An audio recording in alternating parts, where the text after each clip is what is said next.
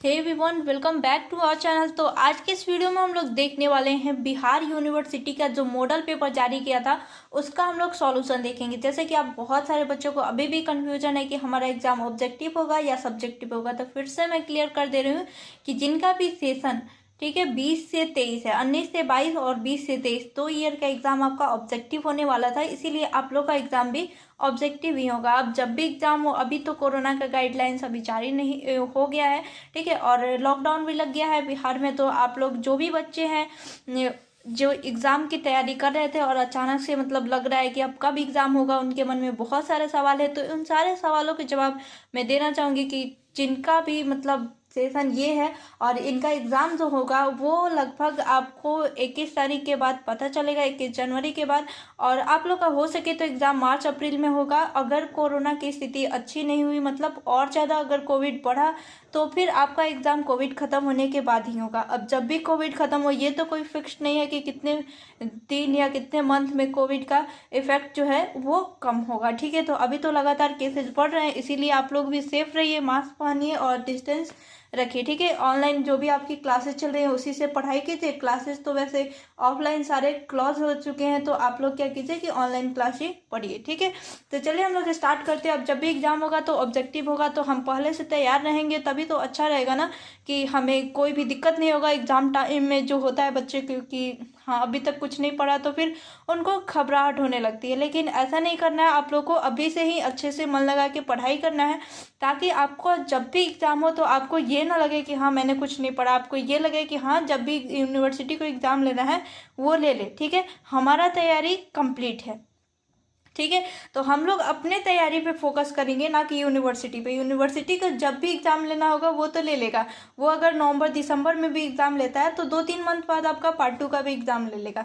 इसीलिए जो भी बच्चे हैं वो क्या कीजिए कि पार्ट 1 का पूरा सिलेबस कंप्लीट कीजिए। पार्ट 1 अच्छे से अपने एग्जाम के लिए फुल मतलब 90% कन्फर्म हो जाइए कि हाँ मेरा 90% मैं ला सकता हूँ या ला सकती हूँ।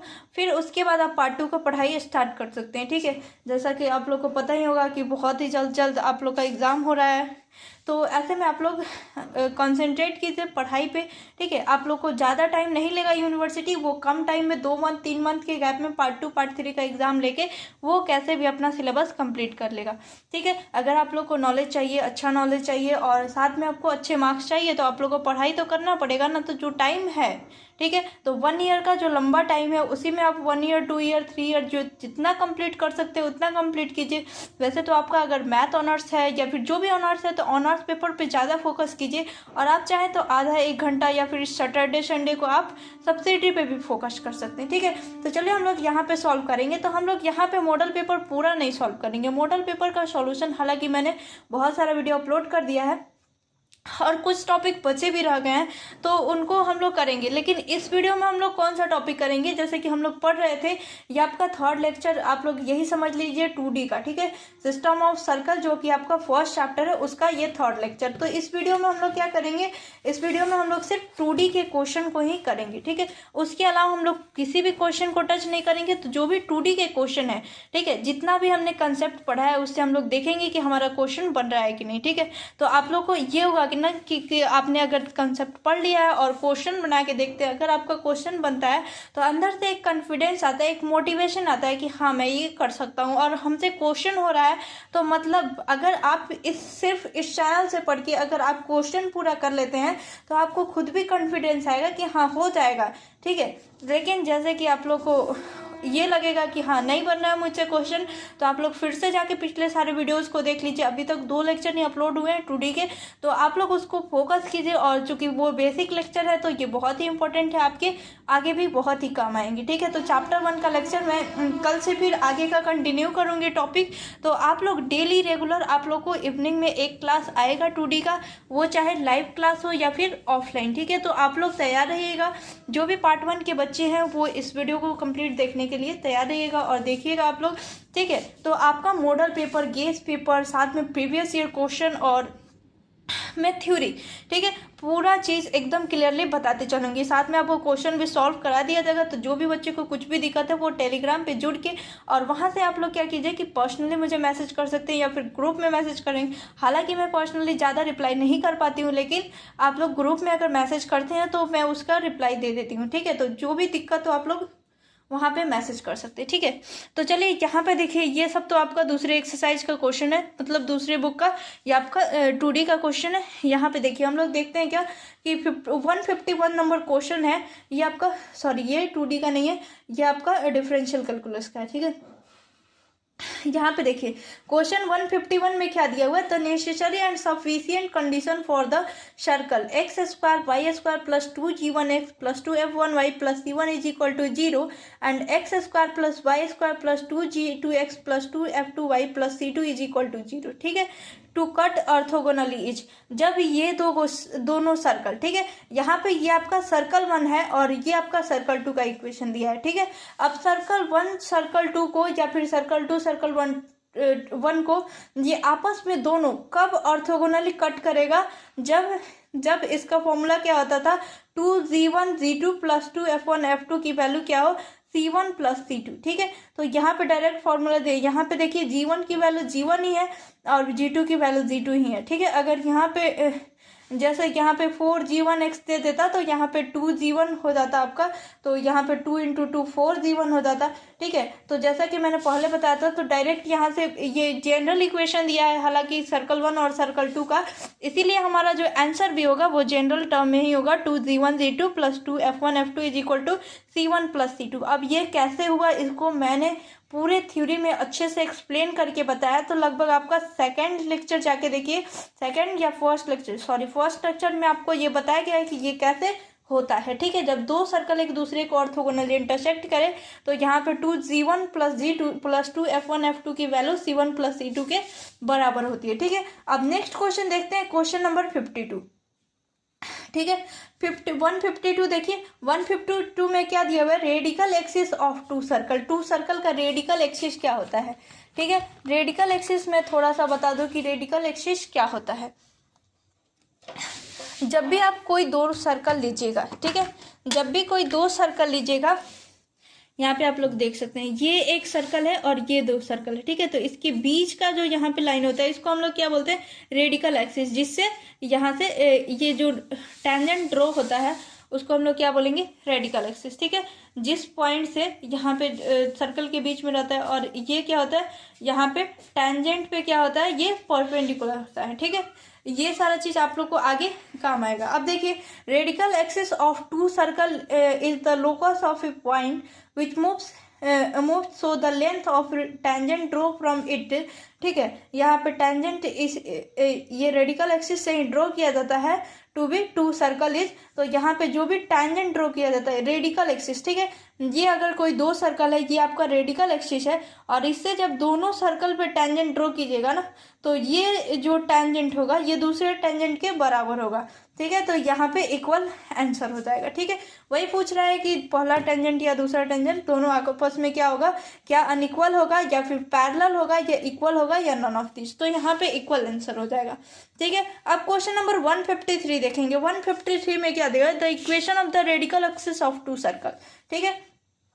यहाँ पे अगर कोई दो सर्कल दिया हो, ठीक है, तो ये दो सर्कल दिया हो तो इसका इक्वेशन क्या होगा, तो रेडिकल एक्सिस का इक्वेशन क्या होता था, 2g1 minus g2 into X plus 2f1 minus f2 into Y plus c1 minus c2 is equal to 0, ठीक है।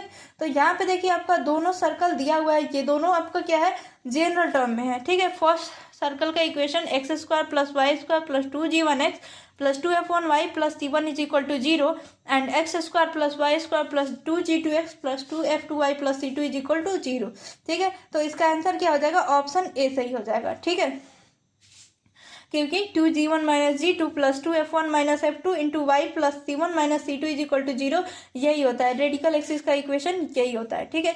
अब ये कैसे होता है, इसका अगर प्रूफ देखना है तो आप जाके हमारे दो प्रीवियस लेक्चर को देखिए, वहां पे आप लोगों को पूरा कंफर्म पता चल जाएगा कि हाँ कैसे होता है। मैंने वहाँ पे अच्छे से एक्सप्लेन करके और प्रूफ भी किया है, ठीक है।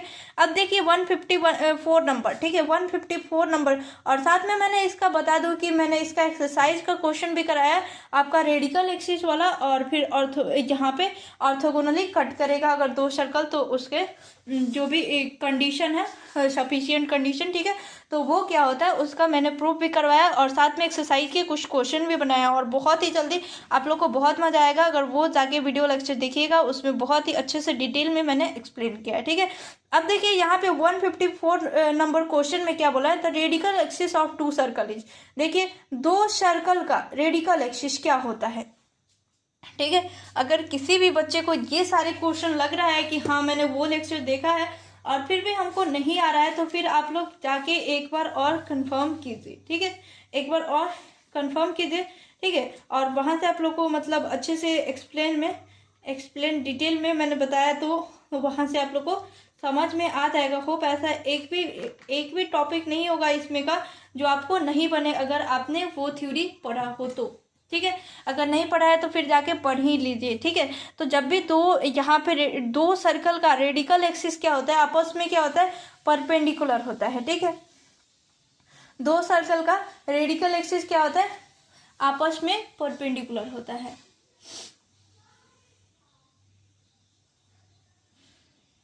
उसके बाद हम लोग नेक्स्ट क्वेश्चन देखेंगे। नेक्स्ट क्वेश्चन क्या दिया हुआ है,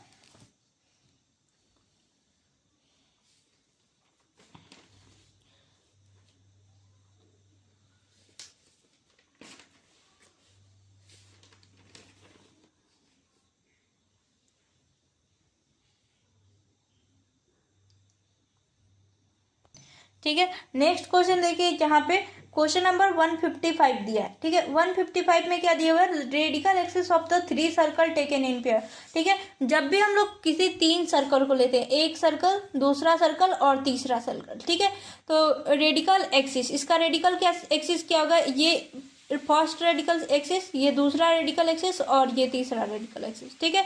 तो radical axis of three circle taken in pair, जब भी हम लोग तीन सर्कल का रेडिकल एक्सिस, जैसे ये पेयर मतलब ये आपका दो सर्कल का रेडिकल एक्सिस, ठीक है, यहाँ से आप यहाँ से ये टेंजेंट ड्रॉ कीजिएगा, फिर ये दो सर्कल का रेडिकल एक्सिस ये, यहाँ से आप लोग टेंजेंट ड्रॉ कीजिएगा, ये दो सर्कल का रेडिकल एक्सिस ये, यहाँ से आप टेंजेंट ड्रॉ, मतलब यहाँ पे ये जो लाइन है, ये लाइन है और ये लाइन है, क्या एक ही पॉइंट पे मिल रहा है ना, तो ये जो होता है मीट एट अ पॉइंट, इसको हम लोग कंकरेंट भी बोलते हैं, ठीक है। तो रेडिकल ऑफ से three circle taken in pair is meet at a point, या फिर हम लोग इसको कंकरेंट भी बोलते हैं। आप लोग ये याद रखिए, डायरेक्ट आपको थ्योरम में बताया जाएगा, ठीक है। तो ये सब आपका बेसिक फॉर्मूला ही है, तो आप लोग को कोई भी दिक्कत हो तो आप लोग पूछ सकते हैं कमेंट बॉक्स पे, ठीक है। तो radical of a three circle taken in pair is meet at a point, ठीक है। उसके बाद 156 नंबर देखिए, the point of concurrent of the three radical axis of three circle taken in pair is called, ठीक है। तो यहाँ पे जब पॉइंट ऑफ कंकरेंट मतलब यहाँ पे जिस बिंदु पे क्या होता है कि रेडिकल तीनों रेडिकल एक्सिस मिलता है, इसको क्या बोलते हैं, ठीक है, इसको क्या बोलते हैं, इसको हम लोग रेडिकल सेंटर बोलते हैं, ठीक है। 156 का ऑप्शन देखिए, रेडिकल सेंटर, ठीक है। जिस पॉइंट पर तीनों रेडिकल एक्सिस मीट करेगा, ठीक है, वो क्या होगा, वो रेडिकल सेंटर होगा। ये आपका रेडिकल सेंटर का डिफिनीशन ही है, ठीक है। अब देखिए क्वेश्चन नंबर 157 में क्या दिया हुआ है, 157 में आपका दिया हुआ है, if two circle cut a third circle orthogonally, यदि कोई दो सर्कल तीसरे सर्कल को ऑर्थोगोनली कट करता है, the radical axis of two circle passes through the centre of the, ठीक है। जैसे सपोज कीजिए, आप लोग फिगर से अच्छे से समझ जाइए, ये आपका फर्स्ट सर्कल है, ये आपका सेकेंड सर्कल है, ठीक है। ये दोनों क्या एक थर्ड सर्कल को, ठीक है, कट कर रहा है, ठीक है। Two circle cut a third circle orthogonal, ठीक है।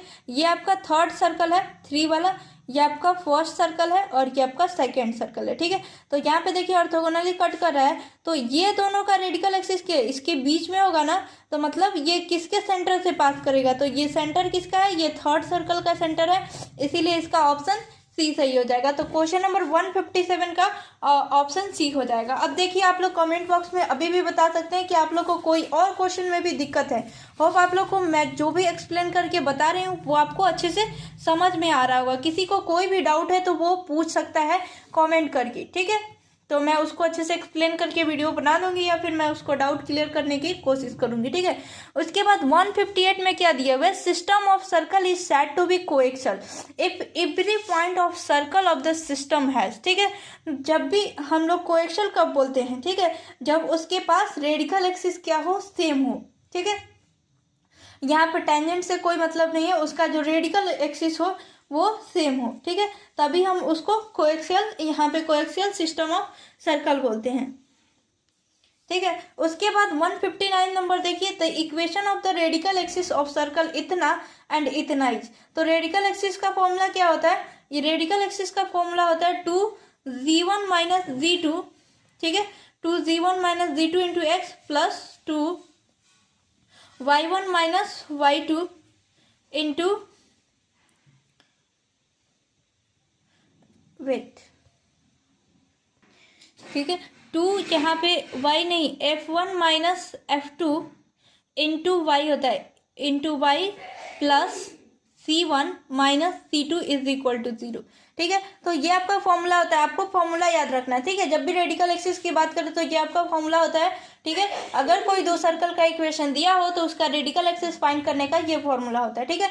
और आपको जनरल इक्वेशन पता करना होगा, ठीक है। तो यहाँ पे देखिए सबसे पहले 2 लिखेंगे, ठीक है, और g1 क्या है, इसमें g1 क्या है, ठीक है, इसमें g1 जो है वो g है, ठीक है, तो g लिखेंगे, और माइनस g2 क्या है, g2 इसमें g डैश दिया हुआ है तो g डैश लिखेंगे और इंटू x कर देंगे, प्लस यहाँ पे प्लस 2 इंटू, ठीक है, 2 इंटू f1 इसमें नहीं है तो मतलब 0, ठीक है, तो 2 इंटू 0 माइनस क्या है, यहाँ पे भी f1 नहीं है, ठीक है, f का टर्म नहीं है, f का कोफिशिएंट नहीं है, तो यहाँ पे 0, ठीक है, तो 0 माइनस 0 और 2 इंटू 0 0 हो जाएगा, तो यहाँ पे 0 नहीं लिखा है, ठीक है। उसके बाद प्लस c1, देखिए यहाँ पे c1 की वैल्यू क्या है c, और यहाँ पे c2 की वैल्यू क्या है c डैश, ठीक है, तो c minus c dash is equal to 0, तो यही आपका ऑप्शन ए करेक्ट हो जाएगा, ठीक है। होप आप लोग को वीडियो में समझ में आ गया होगा।